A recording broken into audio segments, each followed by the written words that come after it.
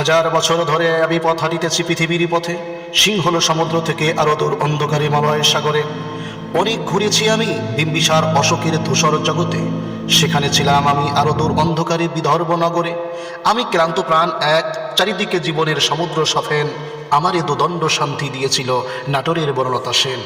চুলতার কবেকার অন্ধকার বিদিশার নিশা, মুখতার ত্রাবস্তির কারুকার্য, অতি দূর সমুদ্রের পর হাল ভেঙ্গে যে নাবিক হারিয়েছে দিশা। সবুজ ঘাসে দেশ যখনই সে চোখে দেখে দারুচিনি দ্বীপের ভিতর, তেমনি দেখেছি তারে অন্ধকারে, বলেছে সে এতদিন কোথায় ছিলেন। পাখির নীলের মতো চোখ তুলে চাওয়া নাটোরের বনলতা সেন। সমস্ত দিনের শেষে শিশিরের শব্দের মতন সন্ধ্যা আসে, ডানা রৌদ্রের গন্ধ মুছে ফেলে চিল, পৃথিবীর সব রং মুছে গেলে পাণ্ডুলিপি করে আয়োজন। তখন গল্পের তরে জোনাকির রঙ্গে ঝিলমিল, সব পাখি ঘরে আসে, সব নদী ফোড়ায়, এ জীবনের সব লেনদেন, থাকি শুধু অন্ধকার মুখোমুখি বসিবার বনলতা সেন।